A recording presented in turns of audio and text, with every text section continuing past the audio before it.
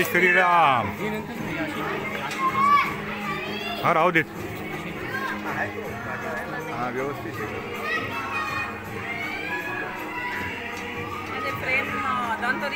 नाही नाही मागे सपोर्ट दिले. सियावर रामचंद्र की जय. सियावर रामचंद्र की जय. जय श्रीराम. जय श्रीराम.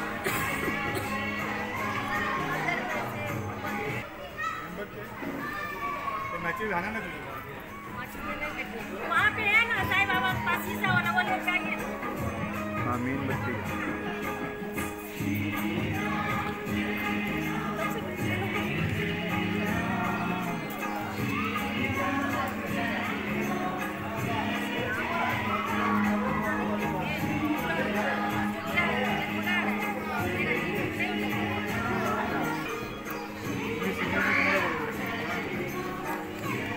हे कल्पना त्यांना देणं लावायला.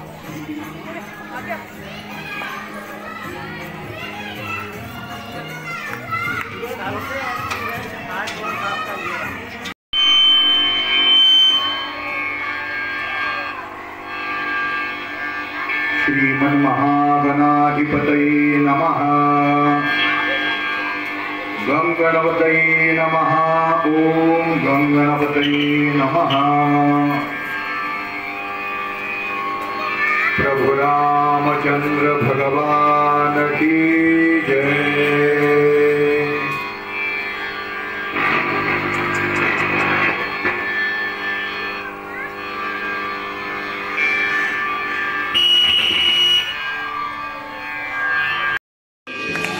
जय राम. जय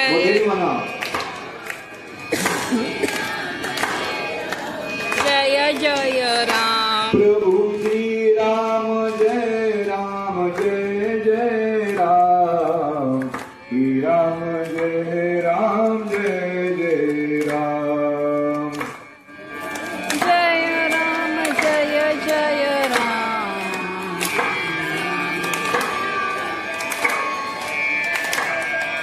श्री राम जय राम जय जय राम.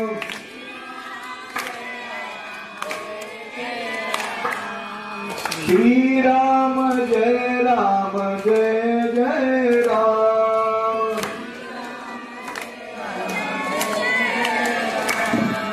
श्री राम जय राम जय जय राम. प्रभु श्री राम जय राम जय जय राम.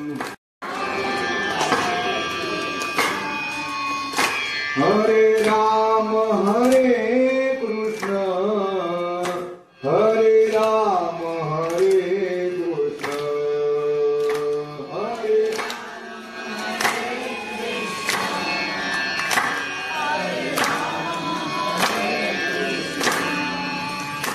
हरे राम हरे कृष्ण हरे राम हरे कृष्ण.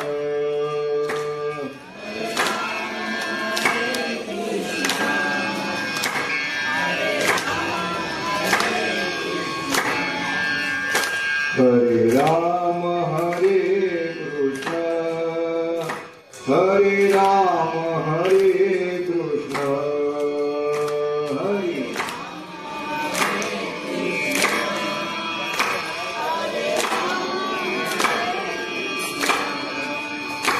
हरे राम हरे कृष्ण हरे राम हरे कृष्ण.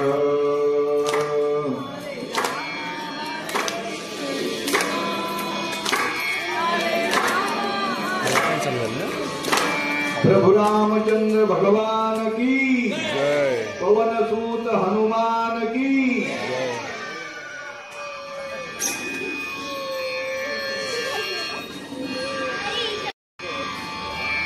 आज तिकडे भारतवर्षामध्ये म्युझिक कुठे लावले? श्री रामनवमीचा उत्सव मोठ्या भक्तिभावाने संपन्न होतो आहे. लहान मुलांना जरा पोहोचवलं बरं होईल.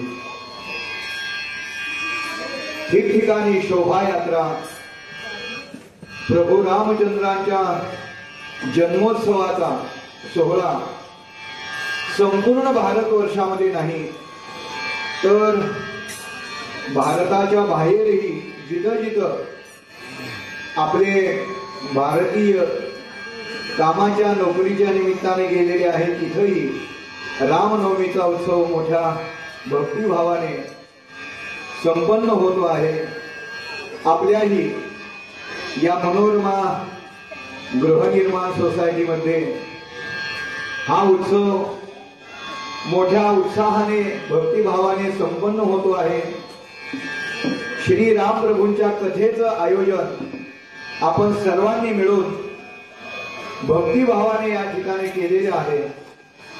पहिल्यांदा मर्यादा पुरुषोत्तम प्रभू रामचंद्रांना मी विनंती करतो, प्रार्थना करतो, या सोसायटीतील सर्व रहिवासी बंधू भगिनी बाळ गोपाळ सर्वांना सुख शांती समाधान आरोग्य आपल्या कामामध्ये यश भगवंताने प्रदान करावे.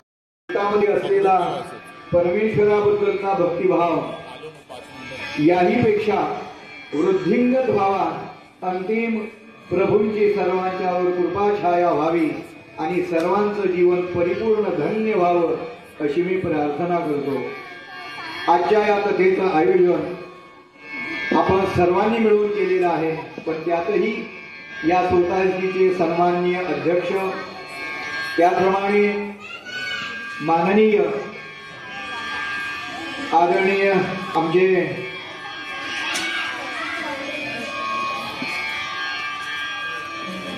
विश्वासू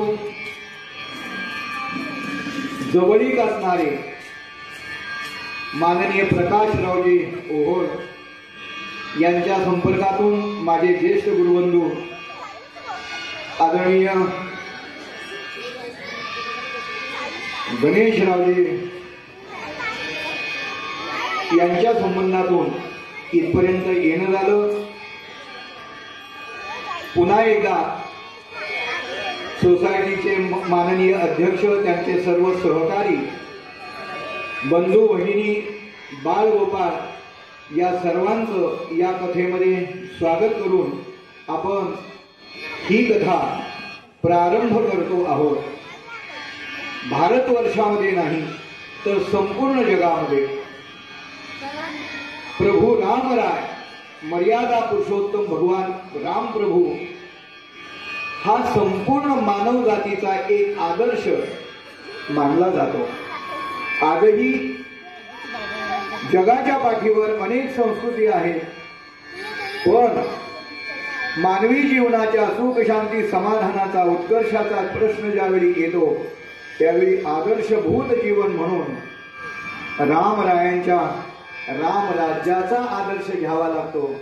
त्यांचाच आपल्याला दाखला बघावा लागतो. इतकी दैदिप्यमान या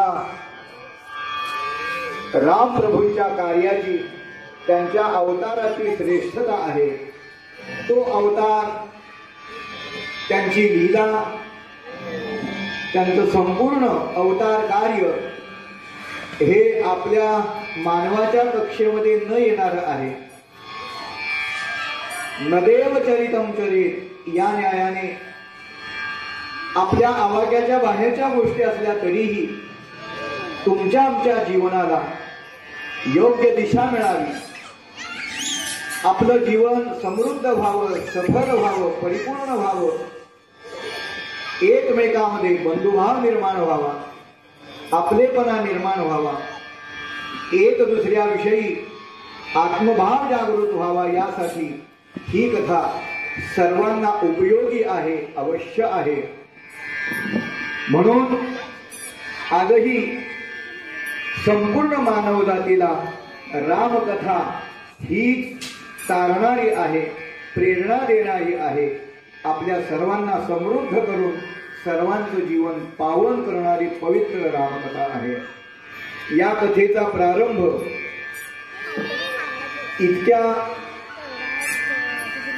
संपन्नतेने होतो आहे. तसं पाहिलं तर प्रभू रामजींची जी लीला आहे, चरित्र आहे, उत्तुंग चरित्र आहे. एका 2 तासामध्ये या चरित्राचा भाग सांगणं, मांडणं तेवढी सोपी गोष्ट नाही. एकूण 7 कांड या प्रभू रामरायाच्या चरित्रामध्ये आपल्याला पाहायला मिळतात. बालकांड आहे, अयोध्याकांड आहे, अरण्यकांड आहे, किष्किंधाकांड आहे, सुंदरकांड आहे, युद्धकांड आहे, उत्तरकांड आहे. एकेका कांडाचा विषय जर आपण मांडण्याचा प्रयत्न केला तर तो खूप मोठा विषय आहे. तरीही मिळालेल्या वेळामध्ये संक्षिप्त रूपानं आपल्या समोर ही कथा यावी, या कथेतून एक चांगली प्रेरणा, चांगले संस्कार आपल्यापर्यंत पोहोचावेत, नवीन पिढीला मिळावेत असा आपल्या सर्वांचा एक उत्कट हेतू, भक्तिभाव आहे.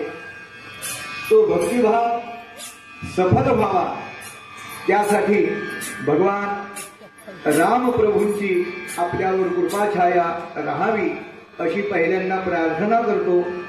सर्वांचं स्वागत करतो, गुरुदेवांना वंदन करतो आणि आता आपण संक्षिप्त रूपाने या कथेला प्रारंभ करूया.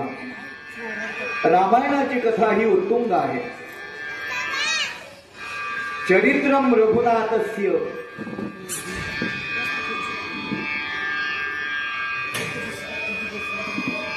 हे भगवान रामप्रभूंचं चरित्र शतकोटी प्रविस्तरम असं लिहिलंय. एकेकम अक्षरम पूसा महापातक नाशनम. 7 कोटी असं भगवंताचं हे चरित्र आहे रामप्रभूंचं.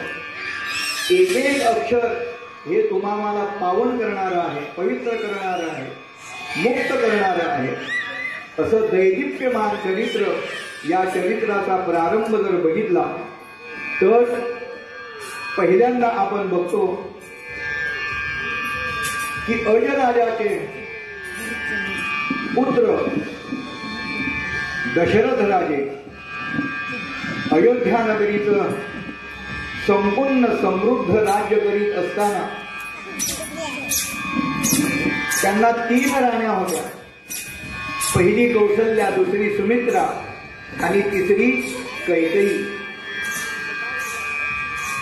प्रजेचं पुत्रवत पालन करीत होते. गुरुजनांचा मान राखून धर्मयुक्त अशी राज्याची घडी उत्तम प्रकारे सांभाळत होते. हे करीत असताना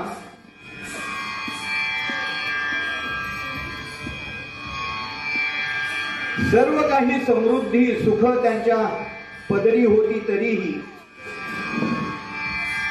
एक मात्र त्यांच्या जीवनामध्ये उणीव होती, ती म्हणजे त्यांना पुत्र संतान आतापर्यंत काहीही नव्हतं. एक दिवस शिकारीच्या निमित्ताने दशरथ राजे वनामध्ये गेले.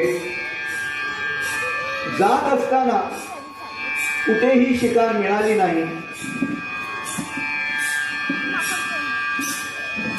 दिवस मावळला. सांज वेळेची वेळ आहे. थोडीशी रात्र झाली आणि दशरथ राजे कोणीतरी शिकार येईल अशा हेतूने एका दऱ्याच्या काठावर बसले असताना कशी परमेश्वराची लीला आहे त्याच मार्गाने श्रावण बाळ आपल्या आई वडिलांना कावडीने घेऊन तीर्थयात्रेला चाललेले होते. आई वडिलांना तहान लागली म्हणून झारी घेऊन पाणी आणण्यासाठी श्रावण बाळ पाण्याच्या शोधामध्ये जात असताना बराच वेळ गेल्यानंतर एका तळ्याच्या काठावर त्यांना पाणी दिसलं आणि तिथं ते पाणी घेण्यासाठी झारी घेऊन गेले. रात्रीची वेळ आहे. झारी पाण्यामध्ये बुडवली.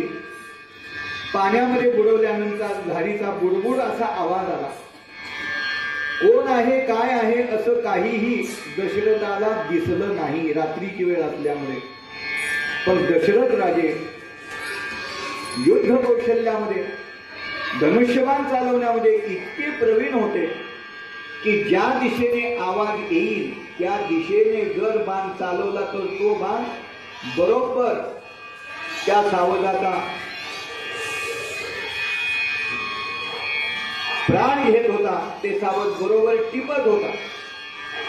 तो आवाज आल्यानंतर दशरथ राजाने त्यांनी त्या आवाजाच्या दिशेने बाण सोडला आणि बाण सोडल्यानंतर त्यांची अगोदर खात्री झाली कुणीतरी सावज शिकार पाणी पिण्यासाठी आला असावा. पण बाण सोडल्यानंतर जो बाण गेला तो श्रावण बाळाच्या छातीमध्ये घुसला आणि आई ग म्हणून मोठ्याने किंचाळी मारली. श्रावण बाळाने. दशरथ राजा भयभीत झाले. कुणीतरी मनुष्य आहे. जवळ गेल्यानंतर पाहिलं जिवारी बाण लागलेला. विचारपूस केली, बाळा तू कोण आहे? सांगितलं मी श्रावण बाळ आहे. माता पित्यांना तीर्थयात्रेसाठी घेऊन चाललोय. त्यांना तहान लागली म्हणून मी पाणी घेण्यासाठी आलोय. तो जिवारी लागलेला बाण, विवळ अशी स्थिती, क्षमायाचना करू लागला दशरथ. तरीही श्रावण बाळाने अगदी मोठ्या कष्टाने दशरथ राजांना सांगितलं की या दुःखातून मी काही वाचू शकत नाही, पण माझी एक प्रार्थना आहे. माझे आई वडील तिथं तहानेने व्याकुळ आहेत. तुम्ही हे पाणी घेऊन जा आणि माझ्या आई वडिलांची तहान भागवा. त्यांना तहानलेलं ठेवू नका. जड पावलांनी पाणी घेऊन दशरथ राजे गेले. पाणी पुढं केलं. कुणीतरी आलेल्याचा अंदाज आला त्या आई वडिलांना. वृद्ध आई वडील, आंधळे आई वडील. पण कोणी बोले ना, काही म्हणे ना.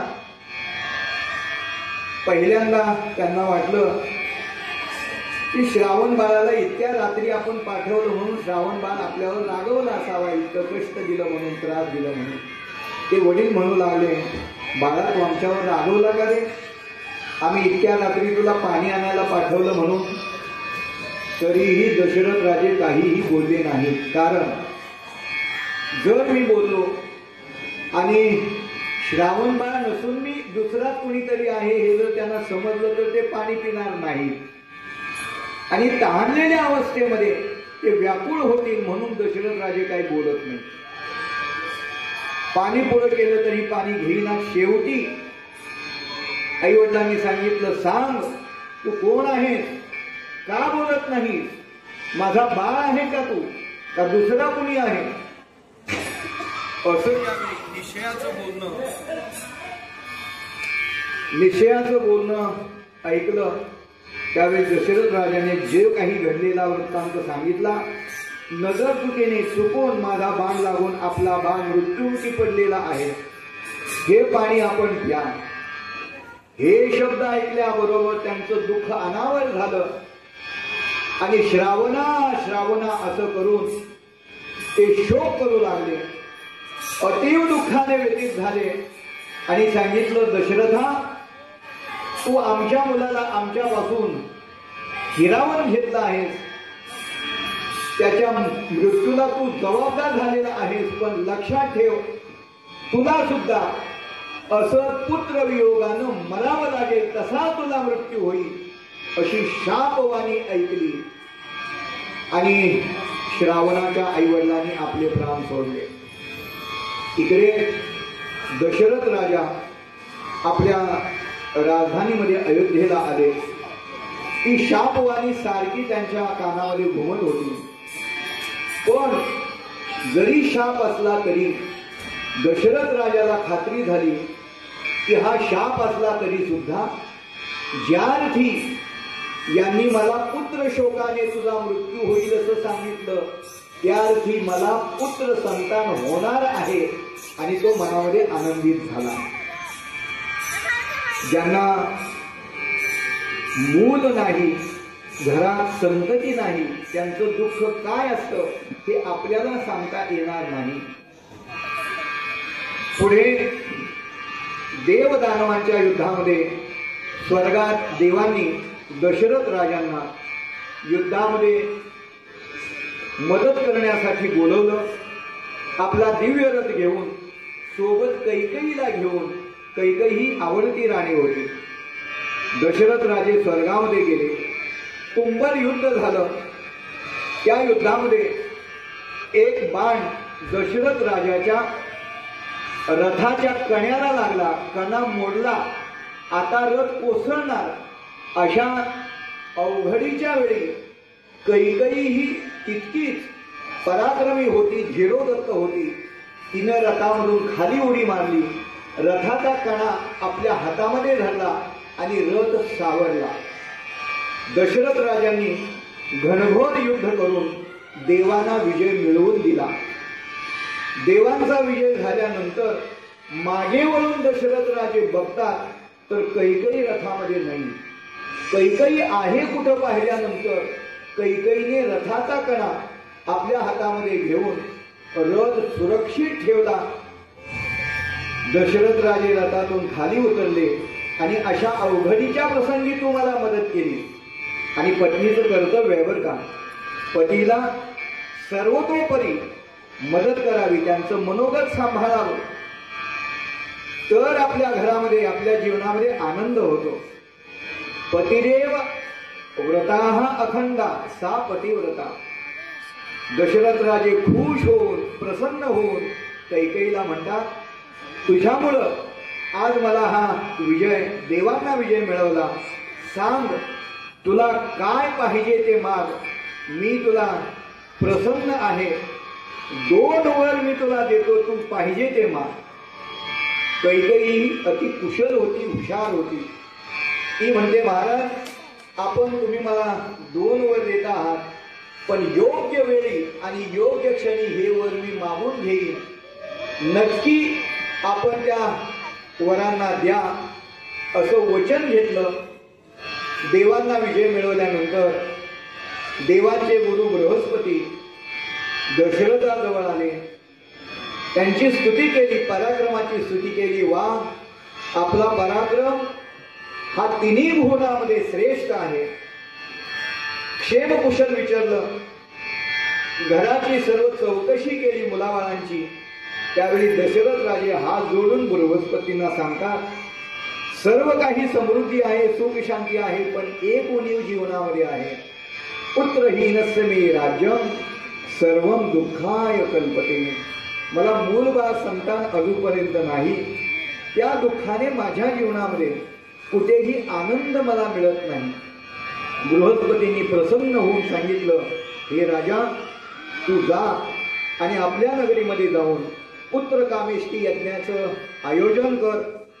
नक्की तुझ्या पोटी भगवान अवताराला येतील, तुला पुत्र संतती होईल आणि तुझ्या जीवनामध्ये आनंद आनंद होईल. असं सर्व क्षेमकुशल आशीर्वाद मिळाला.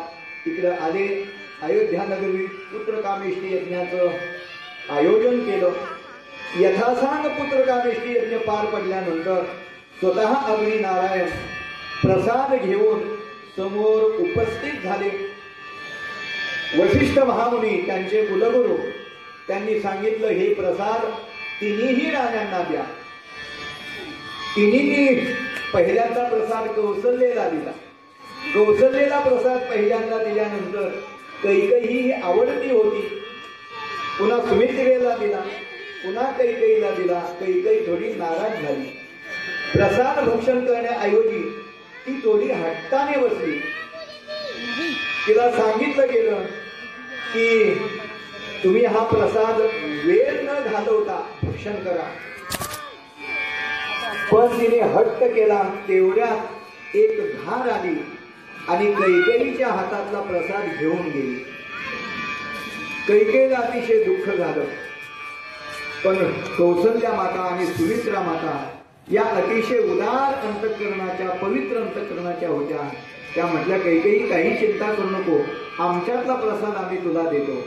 म्हणून अर्धा भाग कौशल्याने दिला, अर्धा सुमित्रेने दिला आणि असे तीनही भाग म्हणजे कौशल्याच्या हातातला भाग, सुमित्रेच्या हातातला भाग आणि कैकेयीच्या हातातले 2 भाग असे तिन्ही राण्यांनी प्राशन केले.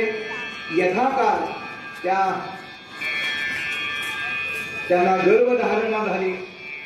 पुढे कालाप्रमाणे वसिष्ठ महामुनींनी दशरथांना त्यांचे डोहाळे विचारण्यासाठी सूचना केली. काय इच्छा आहे, काय आवड आहे, कारण पुढे येणारा जो जीव आहे तो कुठल्या प्रकारचा आहे, त्याची आवड काय आहे, यावरून मातांना ते डोहाळे होतात असं शास्त्र आहे. त्यानुसार दशरथ राजाने डोहाळे विचारण्यासाठी सर्व राण्यांच्याकडे विचारणा केली. कैकेयीला विचारलं. कैकेयीनं दशरथ राजांना हट्ट करून सांगितलं की मला असं वाटतं ज्येष्ठाशी धाडावे दुरी दिगंतरा, कनिष्ठाशी द्यावा राज्यपद. ज्येष्ठ मुलगा आहे त्याला वनात पाठवावं आणि जो धाकटा आहे त्याला राज्यपद द्यावं. दशरथ राजे हे धर्मशील होते. ते म्हणतात अगं कैकेयी, हे धर्माच्या विरुद्ध आहे, ज्येष्ठाचा मान आहे तो. कैकेयी ऐकत नाही. कितीही दोष असला तरी तो मला दोष लागेल, तुम्हाला काहीही होणार नाही, पण असं माझं आवड आहे, इच्छा आहे. दशरथ राजा दुःखी झाला. कैकेयीच्या महालातून निघून गेला. पुन्हा सुमित्रेच्या महालामध्ये गेला. सुमित्रा ही पतिव्रता होती. पतिदेव येत आहेत असं पाहिल्यानंतर स्वागतासाठी उभी राहिली. गंध, धूप, दीप, माळा अशा सर्व घेऊन त्यांचं पाद्यपूजन केलं, दर्शन घेतलं आणि हात जोडून उभी राहिली. दशरथ राजे विचारतात, सुमित्रा तुला काय इच्छा आहे, काय डोळे आहे? सुमित्रा राणीच्या गर्भामध्ये लक्ष्मण येणार होते. लक्ष्मण हे शेषावतार आहेत, लक्षात ठेवा. सुमित्रा राणी म्हणते दुसरं मला काहीही इच्छा नाही. जो ज्येष्ठ आहे त्यांची अहर्निश सेवा करावी, आज्ञा पाळावी अशी माझी इच्छा आहे. दशरथाला अतिशय आनंद झाला. आपल्या गळ्यातली नवरत्नाची माळ काढून सुमित्रेला अर्पण केली. दशरथ राजे पुढे कौशल्याच्या महाली गेले. तिथं गेल्यानंतर पाहता तर कौशल्याला कशाचंही भान नाही. सदा समाधिस्थ रामरूप झाली, कौशल्या माऊली नामा म्हणे. नामदेवराय म्हणतात अशी तिची अवस्था. कारण उदरामध्ये मर्यादा पुरुषोत्तम श्री महाविष्णूचे अवतार रामप्रभू होते. दशरथाला अतिशय दुःख झालं, कळेना काय आहे. दशरथ राजे पूर्व स्मरण करतात की श्रावणवदाचे अघ नाही जळाले, दुजे हे निर्मिले कनिष्ठासी. श्रावण हत्येचं पातक निवारण झालं नाही म्हणून हे घडतंय. निवारी हे विघ्न वैकुंठ नायका, हे वैकुंठ नायका देवा नारायणा हे विघ्न निवारण कर. रक्षी या बाळका सुदर्शने, या बाळाचा सुदर्शनाने सांभाळ कर, रक्षण कर. आणि देवाचं नामस्मरण ऐकल्याबरोबर कौशल्या माता थोडीशी भानावर आली. भानावर आल्यानंतर दशरथ राजे काहीतरी निमित्ताने तिला बोलतं करतात. अगं कौशल्या, तुला माहित आहे का, रावणे हे केले लग्ना माझी विघ्न. रावणानं आपल्या लग्नात विघ्न निर्माण केलं होतं. असे की स्मरण तुझं लागी, तुला स्मरण आहे का? आणि रावणाचं नाव ऐकल्याबरोबर उदरामध्ये मर्यादा पुरुषोत्तम राम असल्यामुळं कौशल्या माता अगदी शहारून उठलेली आहे आणि तिच्या तोंडातून शब्द बाहेर पडले, आणि रे धनुष्य मारीन रावणा, लंका विभीषणा देईन मी. मला बिभीष धनुष्यबाण आणून द्या. त्या रावणाचा, कपटी रावणाचा, क्रूर रावणाचा मी वध करणार आहे.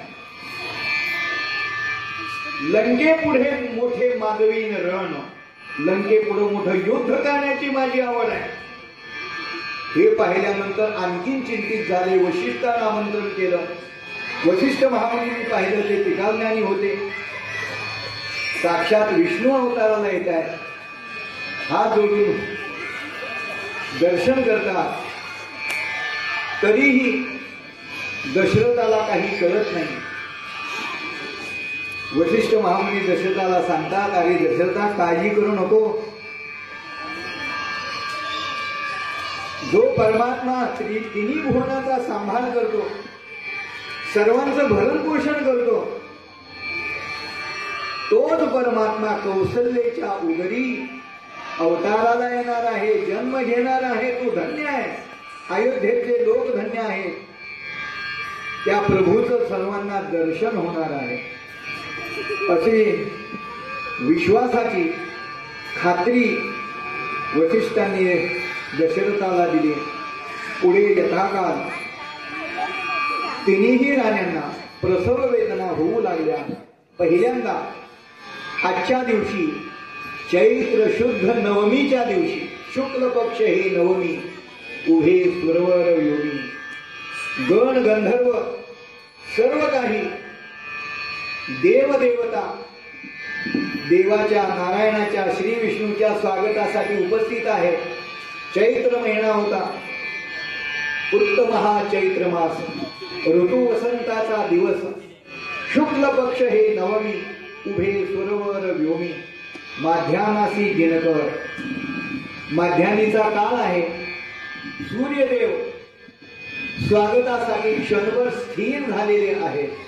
आणि अशा पर्व काळाच्या दिवशी, आजच्या रामनवमीच्या दिवशी, अयोनी संभव प्रगटला हा राघव. प्रभू रामचंद्र भगवान की. भगवान राम प्रभूच्या रूपानं कौशल्याच्या पोटी अवताराला आले. सुमित्रेला शेषावतार, लक्ष्मणाचा जन्म सुमित्रेने दिला. कैकेयीला भरत आणि शत्रुघ्न हे दोन पुत्र झाले. दोघांचा प्रसाद होता म्हणून. आणि अशा प्रकारे अयोध्येमध्ये प्रभूंच्या जन्माचा उत्सव मोठ्या उत्साहाने, धामधुमीने साजरा केला गेला. दिसामासाने ही मुलं म्हणजे भगवान राम प्रभू, लक्ष्मण, भरत, शत्रुघ्न हळूहळू मोठे व्हायला लागले. नामकरण कौशल्याच्या पोटी जन्मलेल्या प्रभूंचं नाव हे श्रीराम ठेवण्यात आलं. सुमित्रेच्या पोटी जन्माला आलेले शेषावतार प्रभूंचं नाव लक्ष्मण ठेवण्यात आलं. कौशल्याच्या पोटी अवताराला आलेले त्यांचं नाव भरत आणि शत्रुघ्न ठेवण्यात आलं. ही मुलं हळूहळू मोठी व्हायला लागली. काही दिवसानंतर राजा दशरथाने त्यांना गुरुग्रही विद्याभ्यास करण्यासाठी ठेवलेलं आहे विश्वामित्रांच्याकडे. लक्षात ठेवा, सर्व विद्या म्हणजे धनुर्विद्या असेल, योग विद्या असेल, ब्रह्मविद्या असेल, अध्यात्मविद्या असेल, या सर्व विद्या या तिन्ही कुमारांनी अगदी लवकर लवकर ग्रहण केल्या, आत्मसात केल्या. पूर्वी अशा शाळा नव्हत्या. तर पूर्वी गुरुग्रही जाऊन विद्या घ्यावी लागत होती. हो, आणि ती खरी विद्यार्जनाची खरी पद्धत आहे. लक्षात ठेवा, गुरुजींच्या बद्दल आदर, मोठ्यांचा सन्मान, त्यांच्याविषयी सेवाभाव, सर्व कला गुण विद्या यांनी संपन्न झाल्यानंतर तो काळ असा होता विद्याभ्यास केल्यानंतर तीर्थयात्रा करावी. सर्व हे कुमार तीर्थयात्रेच्या निमित्ताने गेलेले आहेत. तीर्थयात्रा करून अयोध्येला आले. अयोध्यावासियांनी सर्व दरबाराने त्यांचं स्वागत केलं. स्वागत केल्यानंतर एक दिवस असा झाला की विश्वामित्र अचानक दरबारामध्ये उपस्थित झाले. उपस्थित झाल्यानंतर राजा दशरथाने त्यांची पाद्यपूजा केली. पाद्यपूजा करून येण्याचं कारण विचारलं. सांगितलं, हे राजा, तू पहिल्यांदा मला वचन दे की आजपर्यंत तुला मी काही मागितलं नाही. आज जे मी मागणार आहे तू मला देशील. दशरथांना वाटलं मागून मागून काय मागणार आहे, काहीही मागू दे, समृद्ध होते, समर्थ होते. ठीक आहे मुनीवर, आपण जे मागाल ती मी दिली. वचन घेतलं आणि सांगितलं, राजा दशरथा, मला तुझा ज्येष्ठ पुत्र श्रीराम पाहिजे. आणि हे ऐकल्यानंतर दशरथाला अतिशय काळजी वाटली. इतक्या दिवसानंतर झालेला हा पुत्र प्राणप्रिय असणारा श्रीराम, आणि त्याला वशिष्ठांच्या सोबत वनामध्ये निर्जनस्थळी पाठवणं पहिल्यांदा दशरथांना मान्य नाही. पण रघुकुलती रीत सदाचली आई, प्राण जाई पर वचन न जाई, असा या घराण्याचा शिरस्थ असल्यामुळे मोठ्या जड अंतःकरणाने वशिष्ठ महामुनींना हे पुत्र देण्यात आले.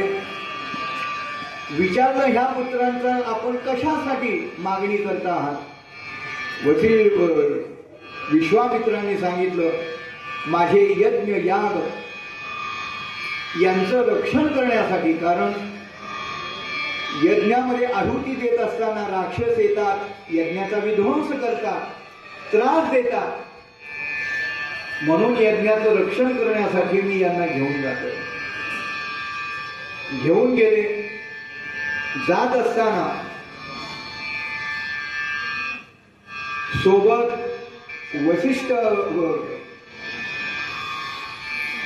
विश्वामित्र त्यांना वेगवेगळ्या कला विद्या हे सांगत होते.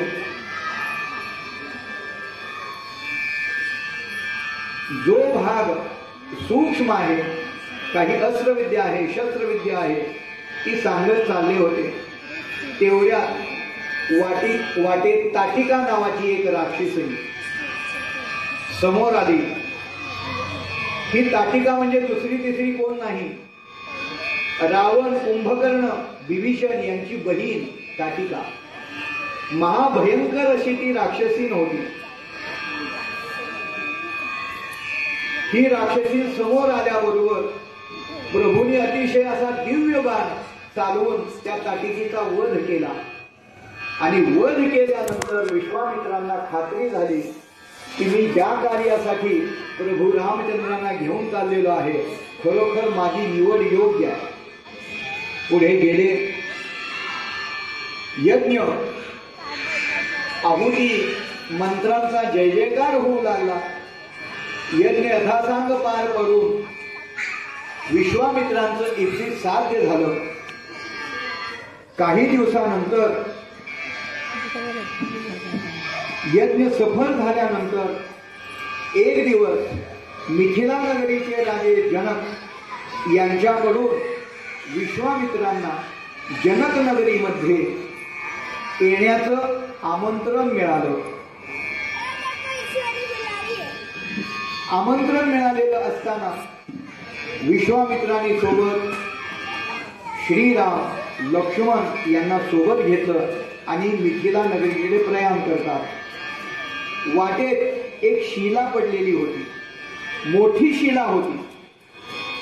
रामप्रभूंनी ही शिला, भयंकर शिला, अतिशय वेगळी अशी शिला पाहिल्यानंतर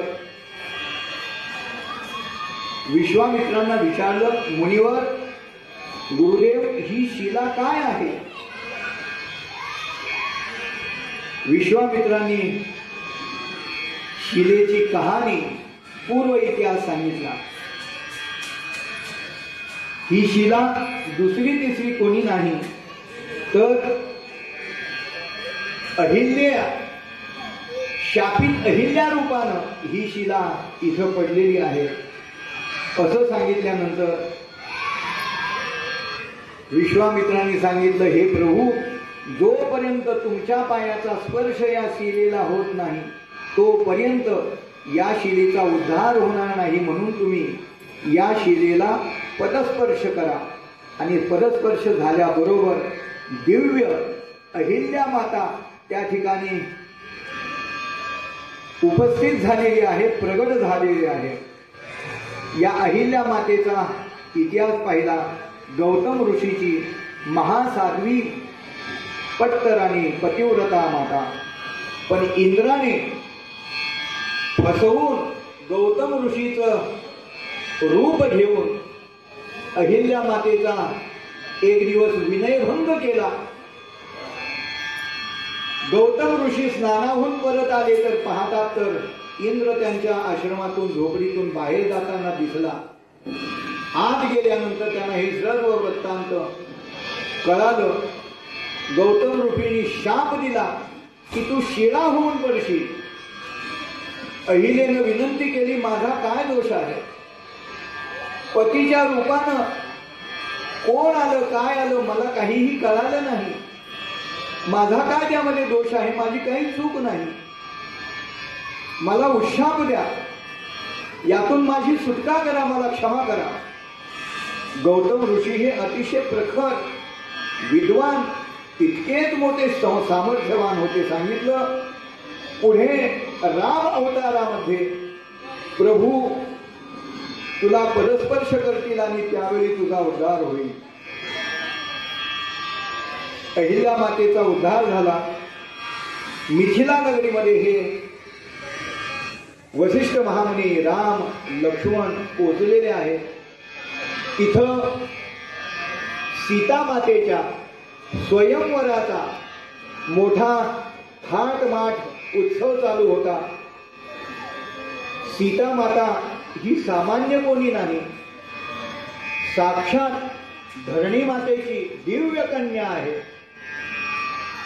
एकदा जनक राजांना परशुरामाच्याकडून मिळालेलं धनुष्य एका कोपऱ्यामध्ये ठेवलेलं होतं. महाप्रचंड धनुष्य, कोणीही त्याला स्पर्श करू शकत नाही, हलवू शकत नाही. पण भूमी सारवत असताना, पूर्वी शेणानं भूमी सारवायची, आजही खेड्यापाड्यामध्ये कुठे कुठे सारवण होतं. सीता ही लहान होती तरीही सीतेने ते धनुष्य एका हातानं उचललं, खालची भूमी सारवायची म्हणून, आणि बाजूला ठेवलं. आणि हे जनक राजाने बघितल्यानंतर त्याला आश्चर्याचा धक्का बसला की हे धनुष्य 10 जरी मोठे धडपाड माणसं आली तरी उठत नाही, आणि या सीतेनं मात्र एका हातानं उचलून दुसऱ्या ठिकाणी. ही कन्या सामान्य नाही, कोणीतरी अवतारी दिव्य शक्तिशाली अशी कन्या आहे. आता या कन्येचा विवाह तसाच शक्तिशाली महापुरुष, दिव्य पुरुष त्याच्याबरोबर व्हायला पाहिजे, सामान्य कुणाबरोबर नको. म्हणून सीतेचं स्वयंवर त्याच धनुष्याला जो भंग करेल, प्रत्यंचा जोडेल, त्याच्याशी होईल असा तो स्वयंवराचा थाटमाट होता. देशोदेशीचे सगळे राजे आले. प्रत्येकाला वाटत होतं सीता मातेला पाहिल्यानंतर ते सौंदर्य, तो सोजवळपणा, ती सात्विकता, सीता माता आपल्याला मिळाली. प्रत्येक जण उठत होता, धनुष्याला स्पर्श करायचा. धनुष्य काय जागचं हालेना. सगळे थकले, जाग्यावर बसले. शेवटी रावण उठला.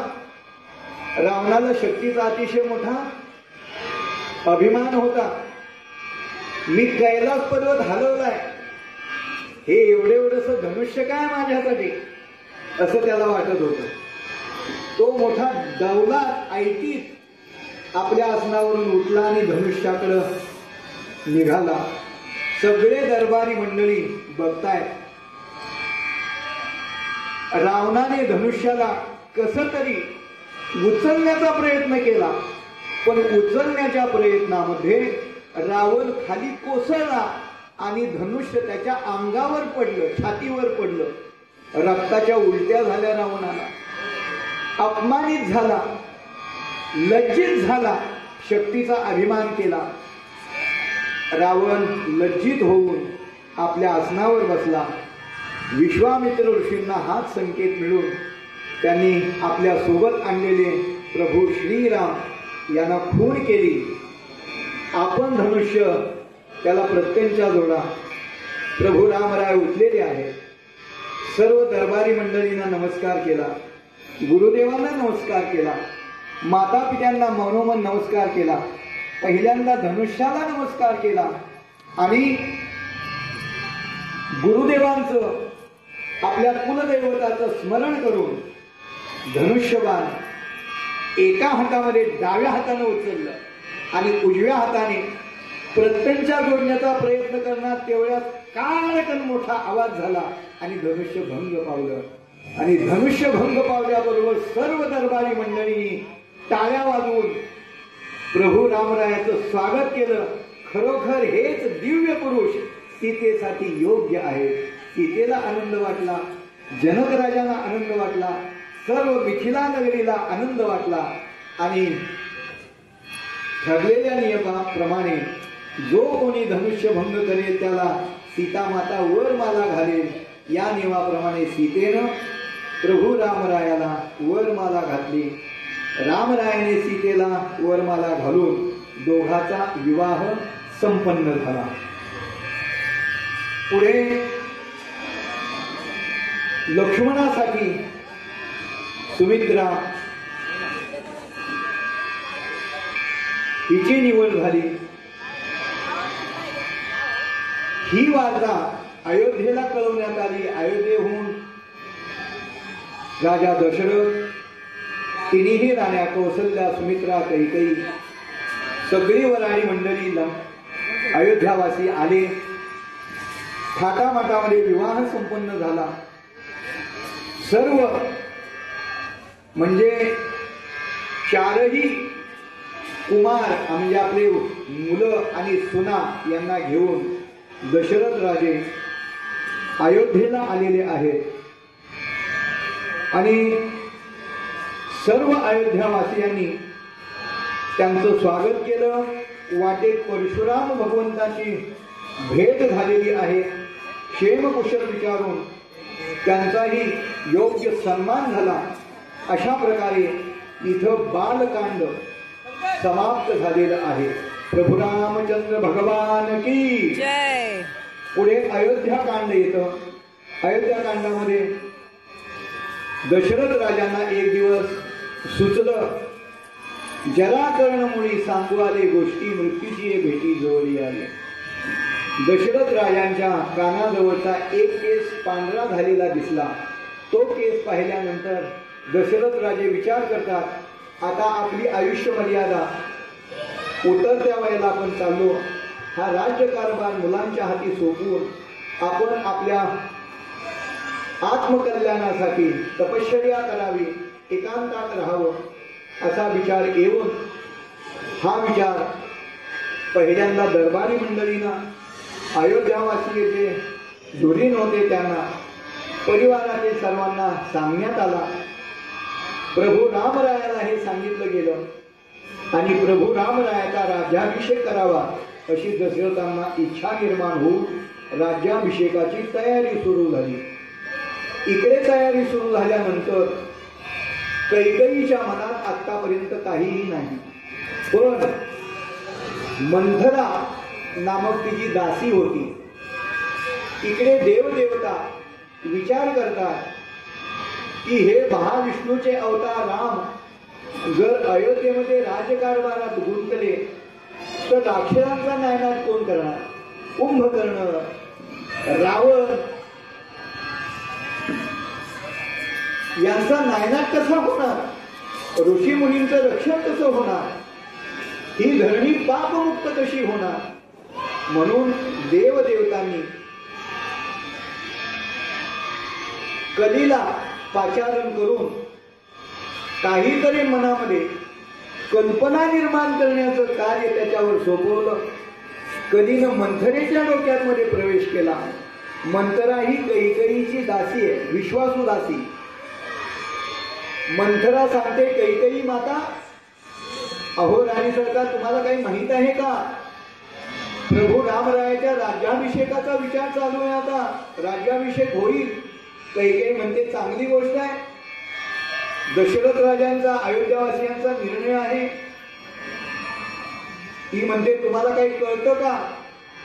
आणि असंच असते, विश्वासात घेतलं. अहो राजा राम जर राजा झाला तर तुमच्या मुलाला त्याचं सेवक बनावं लागेल, त्याची आज्ञा पाळावी लागेल, जीवनभर त्याचा शब्द मानावा लागेल. आणि कधी काळी जर रामाने राज्यातून भरताला, शत्रुघ्नला, तुम्हाला हाकलून दिलं तर तुमच्यावर अतिशय वाईट वेळ येईल, अशी पेरणी तिच्या डोक्यामध्ये केली. कैकेयी म्हणते, अगं तुला म्हणायचंय तरी काय? ती म्हणते, हीच वेळ आहे. मागे दशरथ राजांनी तुला 2 वर देणार म्हणून सांगितलंय की नाही? मग याच वेळी ते 2 वर मागून घे. एका वराने रामाला 14 वर्षाचा वनवास आणि दुसऱ्या वराने भरतास राज्य, असं तू मागून घे. कैकेयी पहिल्यांदा तयारच होत नव्हती, पण लालसा अतिशय वाईट आहे, स्वार्थ अतिशय वाईट आहे. त्या राज्याच्या लालसेपोटी कैकेयी माता तयार झाली. इकडे दशरथ राजे फिरत फिरत कैकेयीच्या महालात आले तर कैकेयी रोजच्या प्रमाणे प्रसन्न नाही, तोंड फिरवून एका बाजूला बसलेली आहे. राजा विनयाने विचारतात, राणी सरकार, आज अशी ही अवस्था मला वेगळीच दिसते. काय झालं? कुणी काय बोललं का? अपमानित केलं का? काही पाहिजे का? वाटेल ते मागा, मी आणून देईन, पण असं रुसू नका. कैकेयी माता म्हणते, तुम्ही देणारच असाल तर मी मागेन ते तुम्ही मला द्याल का?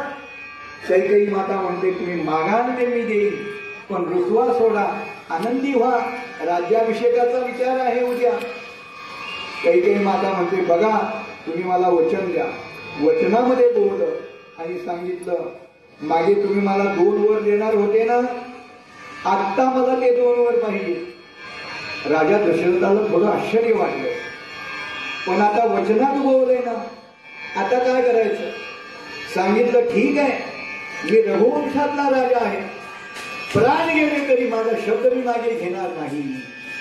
मागा तुम्हाला कुठला वर पाहिजे तो मागा. पहिला वर सांगितलं, भरताला राजा करायचंय, रामाला राजा करायचं नाही. दशरथाला अतिशय दुःख झालं. दुसरा वर सांगितला, रामाने अयोध्यामध्ये राहायचं नाही, 14 वर्ष वनवासाला जायचं. दशरथ राजे इतके अगदी काळजामध्ये आग लागावी असं दुःख झालं. कारण राम प्रभू सारखे प्रिय काही नव्हतं दशरथाला. पुढे यथासांग कैकेयीच्या वराप्रमाणे कौशल्येला समजलं, सुमित्रेला, सगळ्या अयोध्यावासी रामप्रभूंना समजलं. रामप्रभू हे पितृभक्त होते, मातृभक्त होते. त्यांनी सांगितलं की पित्याच्या शब्दाप्रमाणे मी वनवासाला जायला तयार आहे. हे राज्य भरताला दिले तर मला काहीही दुःख होणार नाही. तयारी सुरू केली. कैकेयीनं राजवस्त्र उतरवून ठेवायला सांगितली आणि संन्याशाची वस्त्र दिली. संन्याशाची वस्त्र घालून प्रभूने सांगितलं, तुम्ही परत जा. सुमंत ज्यावेळी मोकळा रथ घेऊन परत आला त्यावेळी अयोध्यावासी अतिशय दुःखी, कष्टी, शोकाकुल झाले. रामप्रभू गेल्यानंतर दशरथ राजे हे राम हे राम हे राम म्हणत त्यांनी प्राण सोडला. इकडे प्रभू गंगेच्या किनाऱ्यावर आल्यानंतर त्या प्रदेशाचा राजा गुहक नावाडी तिथे आला नावेत बसवून. तिथेही मोठी कथा आहे. पहिल्यांदा गुहक रामप्रभूचे पाय धुतो. प्रभूने सांगितलं, हे पाय तू कशाला धुतोस? ते गुहक म्हणतात, मी ऐकलंय तुमचा पाय जर शिडेला लागला तर त्याची स्त्री बनते, अहिल्या होते. जर तुमचे पाय माझ्या नावेला लागले, माझ्या नावेची जर स्त्री झाली तर मी जगू कशाने, पोट भरू कशाने? म्हणून तुमचे पहिल्यांदा पाय धुतो. आध्यात्मिक कारण खूप वेगळं आहे. प्रभूंचे पाय धुतले, नावेमध्ये बसवलं, पहिलं तीराला नेलं. गुहक हा अतिशय स्वामी भक्त आहे. गुहकाने सांगितले, प्रभू आज या तीरावरून त्या तीरावर मी तुम्हाला सोडतो आहे, पण ज्यावेळी मी माझ्या प्राण त्यागानंतर तुमच्या तीरावर येईल त्यावेळी मात्र मलाही पहिलं तीराला न्या, माझा उद्धार करा. प्रभू गेलेले आहेत. पुढे इकडं दशरथाच्या मृत्यूनं सगळे अयोध्यावासीय दुःखी झाले. भरताने सगळं क्रियाकर्म केलेलं आहे. सगळे अयोध्यावासियांनी सांगितलं, आता राजाशिवाय राज्य चालणार कसं? तुम्ही राजवादीवर बसा. भरताने सांगितलं, माझ्या रामाशिवाय कपट कारस्थानाने मिळवलेले हे राज्य मला नको आहे. मी पुन्हा जातो, प्रभूंची क्षमा याचना करतो, विनंती करतो, त्यांना परत घेऊन येतो. सगळे गेले. चित्रकूट या स्थानी त्यांची भेट घेतली. प्रभू तयार नाहीत यायला. मी दिलेला शब्द 14 वर्षांनंतर मी अयोध्येमध्ये येणार. काही केल्या प्रभू येत नाही.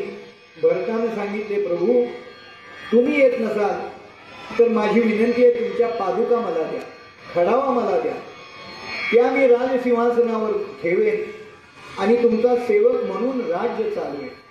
प्रभूंनी शब्द दिला, त्याप्रमाणे मी 14 वर्षानंतर येईन. सांगितलं, तुम्ही 14 वर्षानंतर आला नाही तर अग्निकाष्ट भक्षण करून मी माझा प्राण त्याग करेन. सांगितलं, भरता काहीही काळजी करू नको, मी ज्या शब्दाप्रमाणे येईन. भरताने प्रभूंच्या पादुका सिंहासनावर ठेवल्या. अतिशय उत्तम प्रकारे राज्यकारभार चालवला आणि अशा प्रकारे भरत इकडे राज्यकारभार चालवित आहे, तिकडे श्रीराम चित्रकूट पर्वताचा प्रदेश पार करून दंडकारण्यामध्ये त्यांचा प्रवास चालू झालेला आहे. इथं अयोध्याकांड संपत आहे. प्रभू रामचंद्र भगवान की. पुढे अरण्यकांड.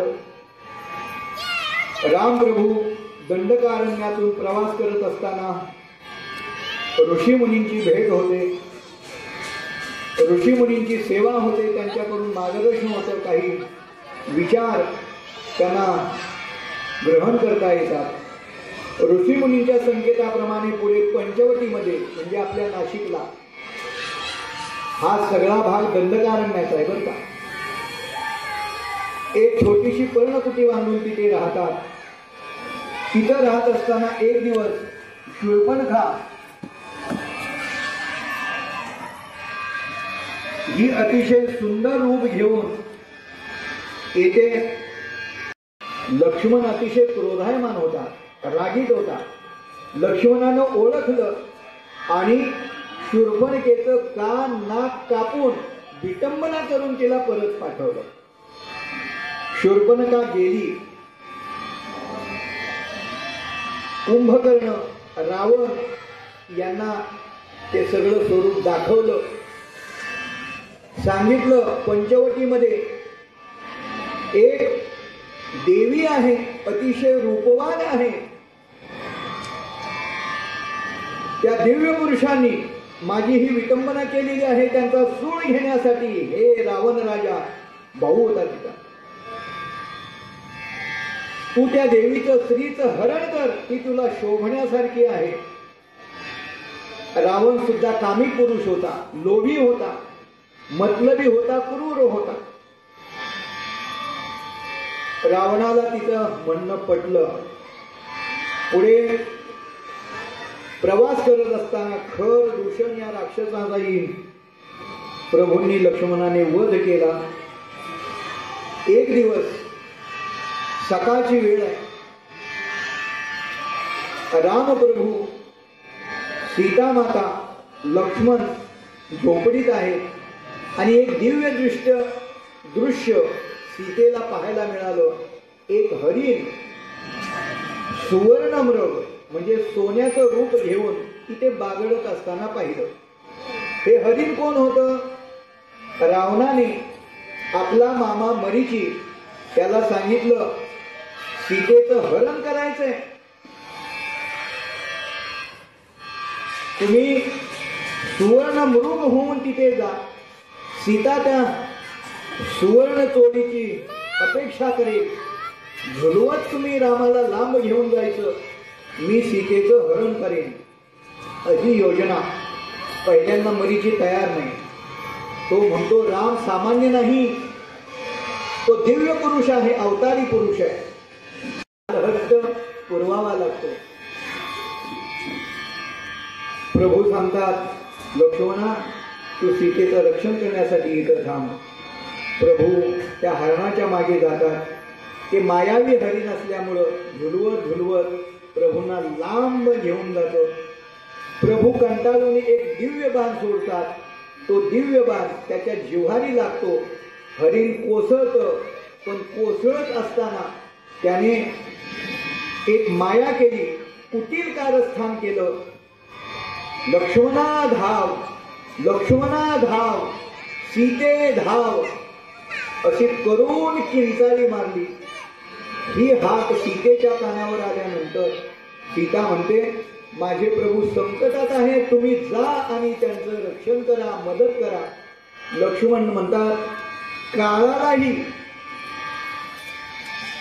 न भिनारा, त्याच्या माथ्यावर पाय देणारा माझा प्रभू आहे, त्याला कशाचंही संकट येणार नाही, तुम्ही काळजी करू नका. सीता माता थोडी अवघड बोलते.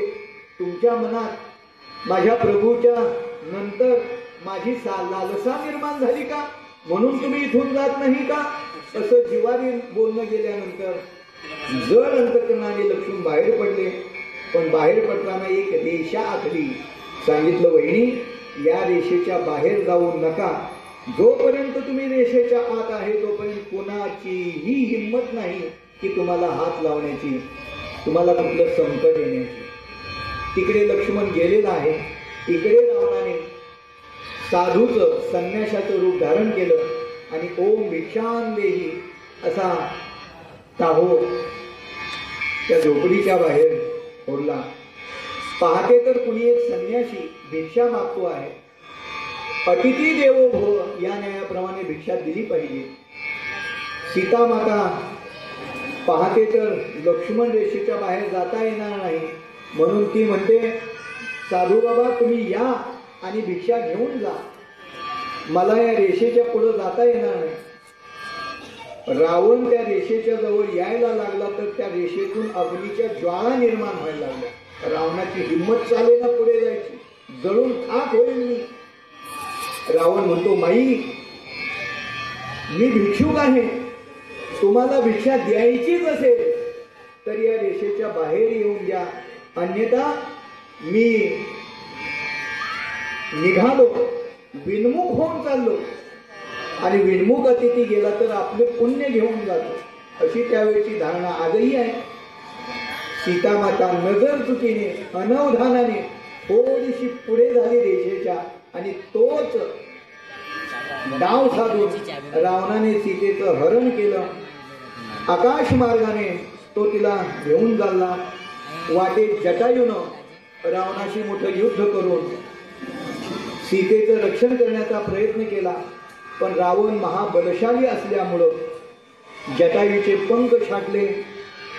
जटायू शोकाकुल अगदी गतप्राण असा पडला खाली. रावणाने सीतेला नेलेलं आहे.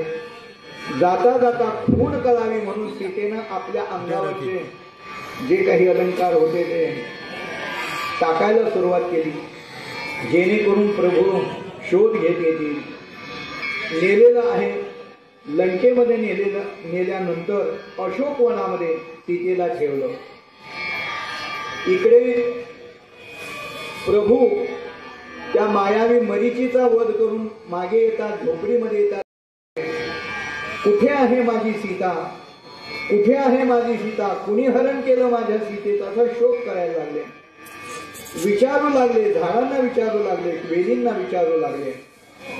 हे दृश्य पाहिल्यानंतर कैलास पर्वतावर पार्वती माता शंकरांना म्हणते, प्रभू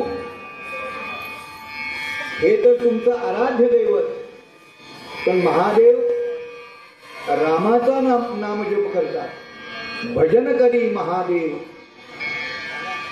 राम पूजी सदाशिव. महादेवाने सांगितलं, देवी हे मानव रूपाने या पृथ्वीवर आलेले आहेत, म्हणून आपल्या ज्या समस्या आहेत, आपलं जे वर्तन आहे ते त्यांची लीला आहे. पार्वती माता म्हणते, मी यांचं परीक्षा करणार. आणि सीता मातेचं रूप घेऊन त्या वनामध्ये पार्वती माता गेली, एका झाडाच्या आड उभी राहिली. आणि झाडाच्या आडून प्रभू जिथं शोक करत होते म्हणते की, हे प्रभू तुम्ही शोक करता, मी आले ना तुमच्यासाठी. मर्यादा पुरुषोत्तम राम प्रभू म्हणतात, हे माते, शिवाला सोडून या रणामध्ये आपण कशासाठी आला. लज्जित झाली पार्वती. दर्शन घेतलं. पार्वती मातेला खात्री पटली की खरोखर हे ईश्वर आहेत, अवतारी आहेत. पुढे सीता मातेचा शोध करीत प्रभू रामराय लक्ष्मण गेलेले आहेत. जात असताना जटायू भेटला. जटायूने सगळी कहाणी सांगितलं. महाक्रूर दैत्यराज रावण सीतेला घेऊन गेलेला आहे, दक्षिण दिशेला गेलेला आहे, आकाश मार्गाने गेलेला आहे. ही खून पडल्यानंतर दक्षिण दिशेला गेलेले आहेत, निघालेले आहेत. प्रभू रामराय लक्ष्मण. आणि इथं अरण्यकांड संपत. प्रभू रामचंद्र भगवान की. पुढे किष्किंधा कांड. ऋषमुख पर्वतावर सुग्रीव आपल्या सर्व सेनानी सहित राहत होता.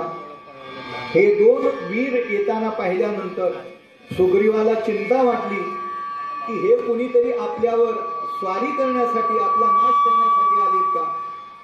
हनुमंताला पाठवलं. ते कोण आहेत, काय आहेत, त्यांचा हेतू काय आहे जाणून घे. हनुमंत आलेले आहेत. पहिल्यांदा परीक्षा करायची म्हणून हनुमंतानी त्यांच्यावर मोठे मोठे पर्वत टाकले, मोठी झाडं उपटून टाकली. रामरायांनी त्यांचा सहज सामना करून स्वतःला सिद्ध केलं. हनुमंतरायाची खात्री झाली हे सामान्य कोणी नाही. जवळ आले हनुमंतराय, दर्शन घेतलं आणि विचारलं, आपण कोण आहात. सांगितलं, मी मर्यादा पुरुषोत्तम राम, दशरथाचा ज्येष्ठ पुत्र, आणि हा माझा बंधू लक्ष्मण आहे.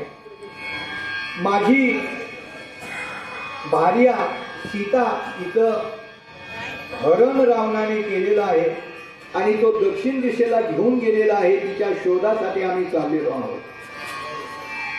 हे कळल्यानंतर हनुमंतरायांना खात्री झाली आपले राजे सुग्रीव आणि यांचं दुःख सारखं आहे. कारण वालीनं सुग्रीवाच्या तारा या पत्नीचं हरण करून सुग्रीवाला ऋषमुख पर्वतावर पाठवलेलं होतं.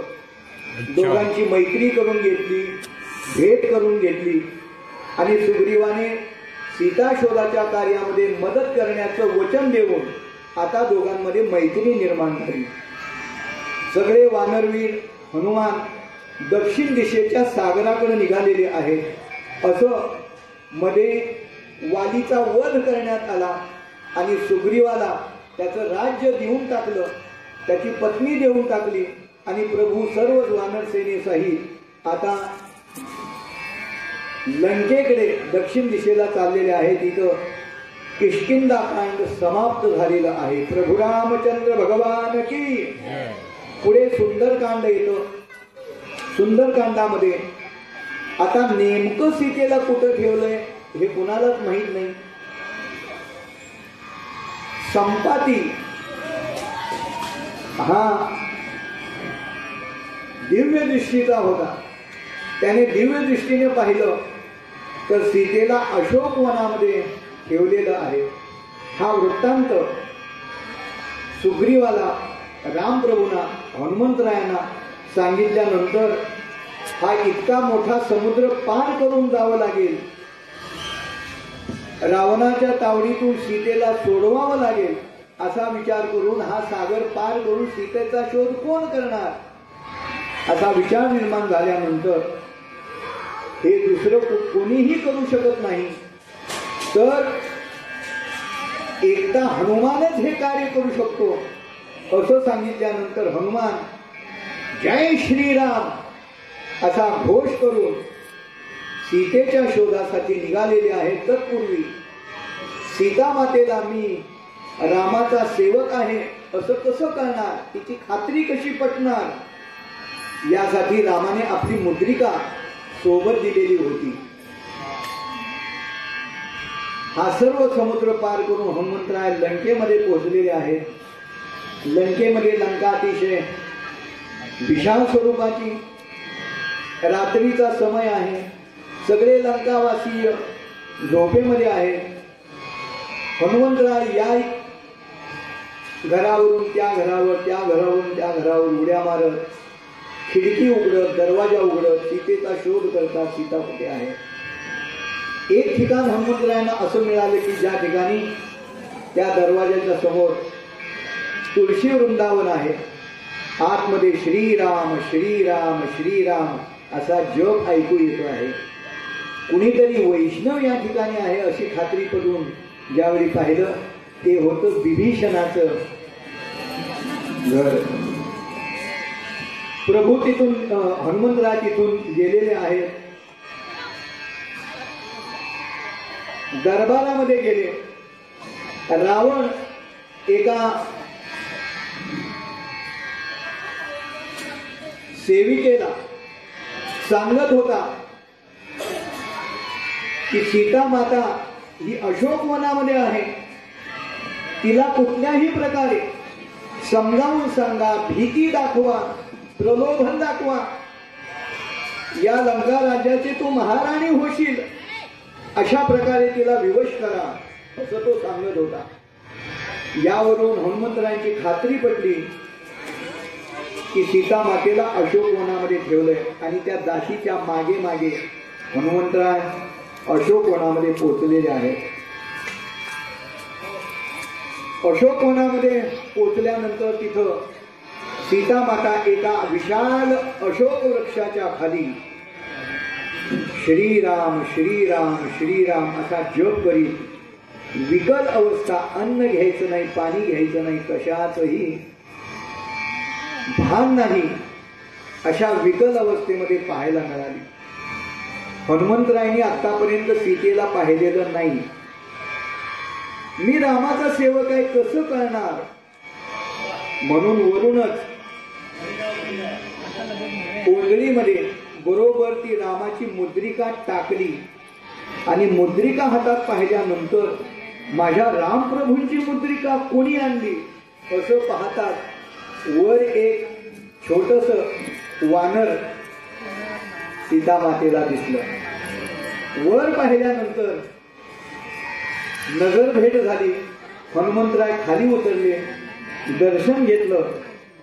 सीता मातेनं विचारलं तू कोण आहे, तुझा परिचय काय आहे. सांगितलं मी अंजनी पुत्र वायुपुत्र हनुमान रामाचा सेवक आहे. रामाने मला आपल्या शोधासाठी पाठवलं. खात्री झाली पण कौशल्य बघा, आपण काय म्हणतो मनोजवम मारुततुल्य वेगम जितेंद्रियम बुद्धिमताम वरिष्ठम वातात्मजं वानरयूथ मुख्यम श्रीरामदूतं शरणं प्रपद्ये. बुद्धिमतां वरिष्ठम, बुद्धिमतेमध्ये अतिशय श्रेष्ठ. रावण कसा आहे, त्याचं सैन्य कसं आहे, त्याचा दरबार कसा आहे, त्याचा दारुगोळा किती आहे, यासाठी हनुमंतरायांना रावणाला बघायचं होतं, त्याच्या सेनेला बघायचं होतं. भूक लागल्याचं निमित्त केलं. आई साहेब मला भूक लागली, इतक्या लांबून आलोय मी, मला काहीतरी खायला द्या. आता मगाशी आम्ही लांबून आलो, आई साहेबांनी आम्हाला फराळ दिला, आनंद वाटला. सांगितलं हनुमंत आपण दुसऱ्याच्या राज्यात आहोत, तिथल्या कुठल्याही फळाला हात लावू नको, तोडून फळ खाऊ नको, पण शास्त्रामध्ये पडलेलं फळ खाल्लं तर कुठलाही दोष लागत नाही. जा आणि ही फळाची झाडं आहेत, पडलेली फळं तू खा. हनुमंतरायांनी आज्ञा घेतली. जायचे हनुमंतराय, गदगदा हलवून फळं पाडायचे, खायची नव्हती. सगळा बाग उजाड करून टाकला. रावणाला ही बातमी समजली. इंद्रजिताने हनुमंतरायांना पकडून नेलं रावणाच्या दरबारामध्ये. रावणाचा तो मोठा दरबार, विशाल आसनावर रावण बसलेला, त्याचे मंत्री बसलेले. हनुमंतरायांना बसायला आसन नाही. फोन कर सुनीताला. हनुमंतरायांनी लीला केली, सामर्थ्य दाखवलं. आपल्या शेपटीचं आसन तयार केलं, रावणापेक्षा 5 फूट उंच. बसले त्यावर. रावणाला राग आला. हे मरकटा, कोण आहेस तू, काय नाव तुझं, कशासाठी आलाय तिथं. सांगितलं मी राम भक्त हनुमान आहे. पवनसूत हनुमान की जय. कशासाठी आलेला आहे, मी सीता शोध करण्यासाठी आणि शोधानंतर सीतेची सुटका करण्यासाठी आलोय. हे रावणा, आता तुझा मृत्यू जवळ आलाय. ही लंका राज्य संपून तुझा सर्व कारभार समाप्त होणार आहे, लक्षात ठेव. रावण क्रोधित झाला. सांगितलं याला मृत्यूदंड द्या. काहीही केलं तरी त्यांना काय होईना.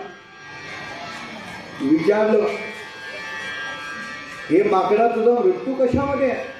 सांगितलं माझ्या शेपटीमध्ये माझा मृत्यू आहे. सगळी वस्त्र गुंडाळली. एक वस्त्र गुंडाळली शेपटी मोठी व्हायची, दुसरं गुंडाळली की आणखीन मोठी व्हायची. लंकेतली सगळी वस्त्र संपली तरी शेपटी काही गुंडाळत नाही. रावणाला राग आला. सांगितलं सीतेचं वस्त्र घेऊन या. मग मात्र हनुमंतरायांनी आपली शेपटी लहान केली. आग लावा आणि या वानराला संपवून टाका. रॉकेल होतात, काडी लावतात, शेपटी काही जळेना. हनुमंतराय अतिशय दैदिप्यमान होते, पराक्रमी होते, शक्ती संपन्न होते. शेवटी रावण उठला. शेपटी जाण्याचा प्रयत्न करतो. हनुमंतराय म्हणतात हीच संधी आहे. शेपटीला पेटण्याची आज्ञा केली आणि मोठा भडका उडाला. आणि भडका उडाल्याबरोबर रावणाची सगळी दाढी संपून जळून गेली. हनुमंत महाबली, दाढी रावणाची दाढी, तया माझे दंडवत कपीकुळी हनुमंत. तुकोबाऱ्यांचा अभंग आहे. रावण लज्जित झाला. पण तेवढ्या हनुमान थांबले नाहीत. मरकटलीला उडी मारली. सगळा दरबार जाळला. लंका जाळून समुद्राच्या तीरावर पोहोचले. तीर पार करून सगळं वृत्तांत सांगितला. आणि सर्व वृत्तांत सांगितल्यानंतर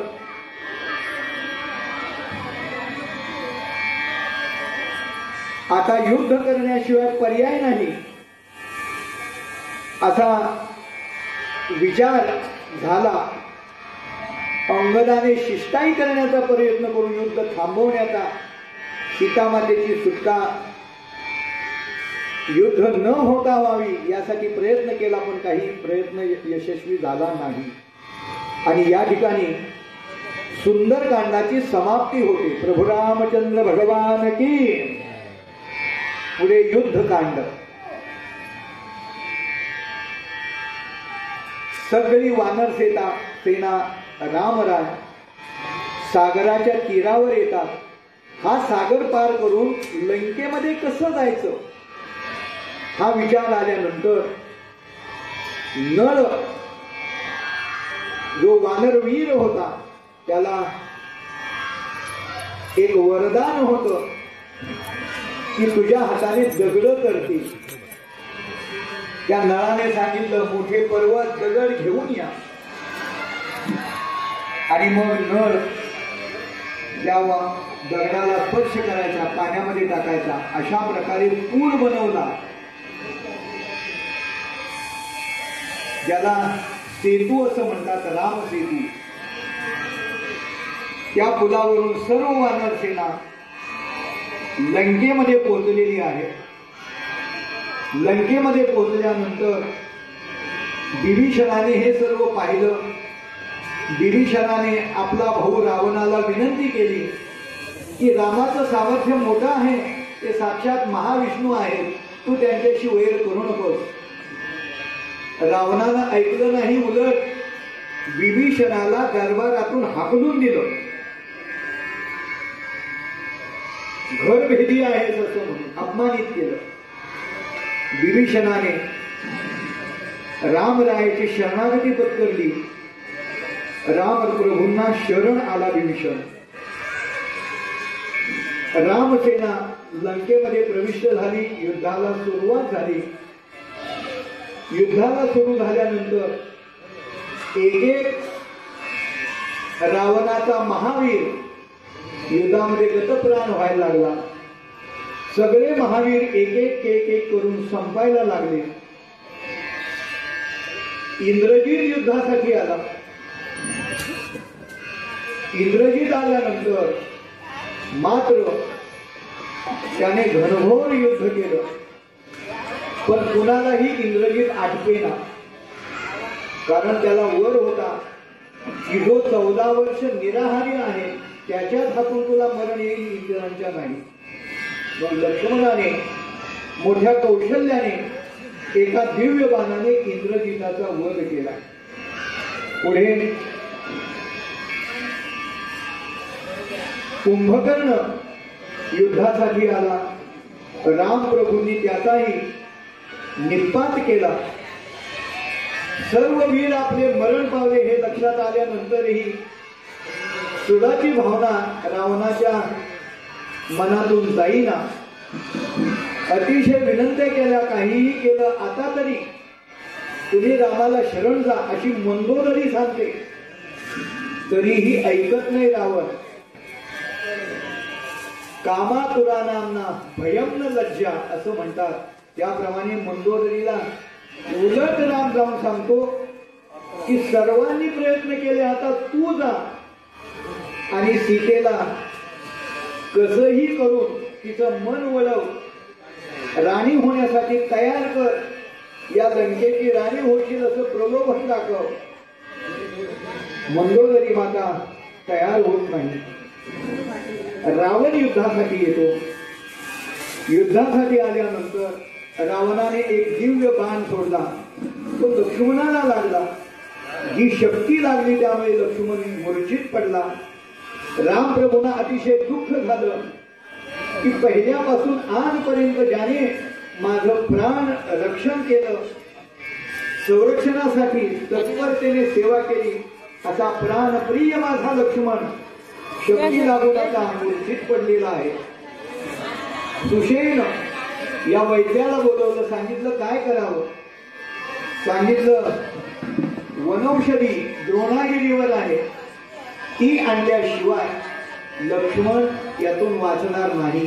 सूर्योदयाच्या अगोदर आली पाहिजे. हे काम कोण करेल. हनुमंतरायानं आज्ञा केली. हनुमंतराय आकाश मार्गाने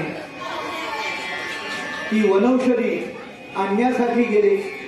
तिथं गेल्यानंतर नेमकी कोणती आहे त्यांना कळेना. अख्खा द्रोणागिरी पर्वत त्यांनी उचलला आणि लंकेत नेला. ती वनौषधी सुषेण या वैद्यानं हनुमंतरायांना दिली. लक्ष्मणाला दिली. लक्ष्मण त्यातून वाचलेले आहे. घनघोर युद्ध झालं आणि युद्धामध्ये अखेर क्रूर कर्मा राक्षस रावणाचा वध झाला आणि रामाचा विजय झाला. अशा प्रकारे सर्व लंकेचं राज्य रामाने जिंकलं. सीतामातेची सुटका केली आणि या ठिकाणी युद्धकांड संपलेलं आहे. प्रभू रामचंद्र भगवान की जय. पुढे मिळवलेलं युद्ध करून मिळवलेलं लंका राज्य रामाने विभीषणाला दिलं. का दिलं? कारण 14 वर्षाचा वनवास असं वचन दिलेलं होतं आणि यामध्ये या राज्याला मी स्पर्श करू शकत नाही असं सांगितलं. सर्व वानरसेना, हनुमंतराय, रामप्रभू, लक्ष्मण हे विजयश्री घेऊन परत अयोध्येकडे येतात. अयोध्येमध्ये आल्यानंतर त्यांचा राज्याभिषेक होतो. सर्व अयोध्यावासीय राम, सीता, लक्ष्मण यांना पाहून आनंदित होतात. गुढ्या, तोरण, रांगोळी सर्व अयोध्येमध्ये एक आनंदोत्सव होतो. पुन्हा भरताने आजपर्यंत पादुका ठेवून रक्षण केलेलं राज्य श्रीरामाच्या राज्याभिषेकानंतर त्यांना प्रदान केलं जातं आणि अशा प्रकारे रामप्रभूंचा राज्याभिषेक झाल्यानंतर राम राज्य सुरुवात होते. राम राज्य निर्माण होतं. प्रभू रामचंद्र भगवान की जय. आणि अशा प्रकारे आनंदोत्सव होऊन राम राज्य सुरुवात होतं. सगळीकडे आनंद होतो. पुढे अनेक घटना आहेत रामप्रभूंच्या जीवनामध्ये, पण आपण संक्षिप्त रूपाने ही कथा इथं थांबवणार आहोत. जसं रामप्रभूंनं प्रजेचं पुत्रवत पालन केलं, रक्षण केलं, माता पित्यांच्या आज्ञेसाठी स्वतःचं बलिदान देऊन स्वतःच्या जीवनाचा, आवडीचा, कशाचाही विचार न करता त्यांच्या आनंदासाठी वनवास पत्करला. क्रूर अशा राक्षसांचा निपात केला. सर्व पृथ्वी मातेचं रक्षण करून सर्वांना आनंद दिला. तुम्ही आम्ही सुद्धा हा आदर्श डोळ्यासमोर ठेवून आत्ताची ही नवीन पिढी आहे, तरुण पिढी आहे, आपण आपल्या माता पित्यांचा शब्द कधीही मोडू नये. त्यांची सेवा सोडू नये. देवाला विसरू नये. धर्माला कधीही पाठी होऊ नये. धर्मरक्षण व्हावं. धर्मासाठी आपण आपलं जीवन समर्पित करावं. कारण धर्मो रक्षती रक्षितः असा न्याय असल्यामुळे या रामकथेचं तात्पर्य काय असेल तर सर्वांनी बंधुभावाने, आत्मभावाने, जिव्हाळा भावाने राहून, एकोप्याने राहून एकमेकाला साथ द्यावी, एकमेकाला सहकार्य करावं, एकमेकांची काळजी घ्यावी. सर्वांना सोबत घेऊन आपण आपल्या आयुष्याची कालक्रमणा केली. आयुष्य जर घालवलं तर नक्की सर्वांना त्याचा आनंद होतो आणि आनंद होऊन आपण जी रामराज्याची कल्पना करतो ते रामराज्य यायला काहीही विलंब होत नाही. असं रामराज्य पहिल्यांदा सर्वांच्या मनात निर्माण व्हावं, सर्वांच्या घरात निर्माण व्हावं. सर्व आपल्या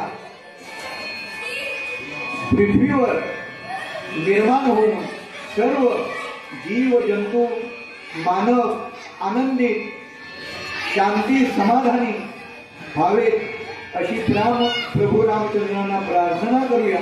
आणि इथं ही प्रभू रामचंद्रांची दिव्य कथा इथं आपण थोडासा स्वल्पविराम घेऊन इथं आपण थांबूया. प्रभू रामचंद्राची अखंड कृपा आपल्यावर राहो. या मनोरमा सोसायटीतील सर्व रहिवासी बांधव, माता भगिनी, बाळ गोपाळ या सर्वांना सुख, शांती, समाधान प्रभू रामरायाची अखंड सर्वांच्यावर कृपा राहावी अशी प्रार्थना देवाला, पांडुरंगाला, प्रभू रामरायाला करतो. गुरुदेवांना वंदन करतो. सर्वांचा आशीर्वाद घेऊन आपण या ठिकाणी थांबायचं.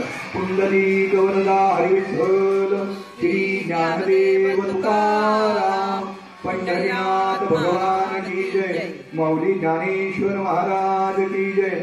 प्रभु रामचंद्र भगवान की जय. पवनसूत हनुमान की जय. अशा तऱ्हेनं ही रामकथा इथं समाप्त होते आहे.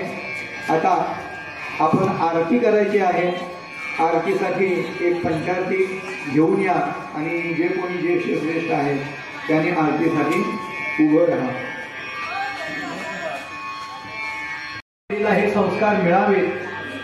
प्रभू राम राय काय आहे, त्यांची लीला, त्यांचं चरित्र किती दैदिप्यमान आहे, आपली संस्कृती किती मोठी आहे, जुनी आहे, हे करून त्यांनीही या मार्गाचा अवलंब करून त्यांच्याही जीवनामध्ये एक चांगली दिशा मिळावी यासाठी हा प्रयत्न आहे, तो सफल व्हावा.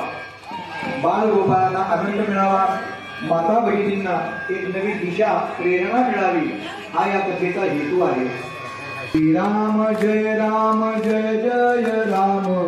आरती गोवाळू पाहू सुंदर मेघ श्याम जय देव जय. ठकारांचे ठाण करी धनुष्य बाण, मारुती सन्मुखी उभा कर जोड. श्रीराम जय जय राम. आरती गोवाळू पाहू सुंदर मेघ श्याम जय देव जय देव. भरत शत्रुघ्न दोघे रामाचे धारेचे स्वर्गे मृत्यू.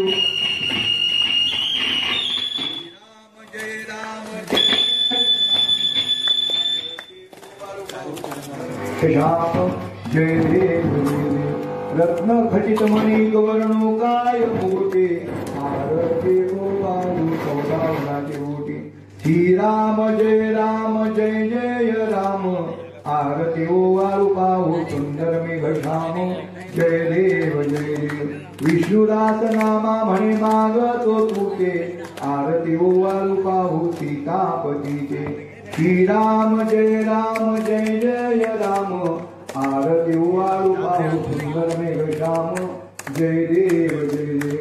आरती ज्ञान राजा महाकैवल्य तेजा सेविती साधू संत. मनुविधला माझा आरती ज्ञान राजा. लोपले ज्ञान जगी हित विनती कोणी. अवतार पांडुरंग नाम ठेवी जानी. आरती ज्ञान राजा महाकैवल्य तेजा सेविती साधू संत. मनुवेदला माझा आरती ज्ञान राजा.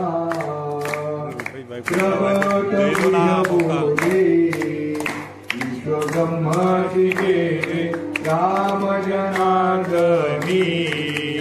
चरणी मस्तक घेले आरती ज्ञान राजा.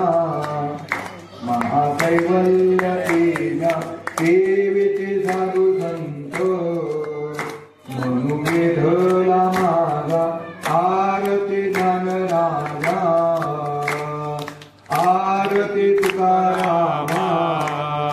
स्वामी सद्गुरु रामा सच्चिदानंद मूर्ती. पाय साखरी रामा. आरती तुकारामा. राघवे सागरात पाषाण तारिले ऐसे तुकोवाने.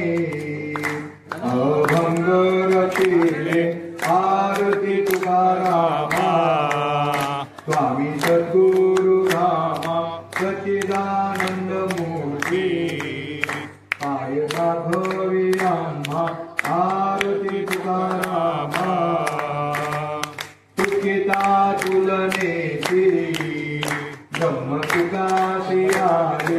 मनोनी रामेश्वरी चरणी मस्तक घेले आरती तुकारामा.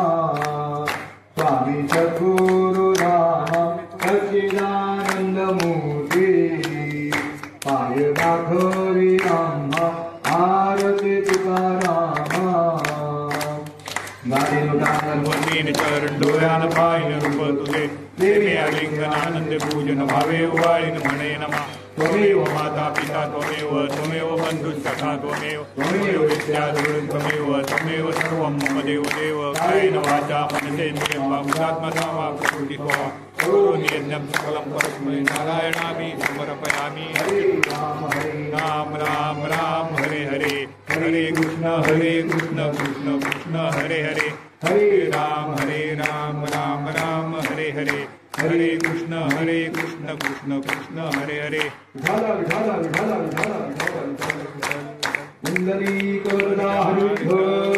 श्री ज्ञानदेव तुकाराम प्रभु रामचंद्र भगवान की जय प्रभु रामचंद्र भगवान की जय।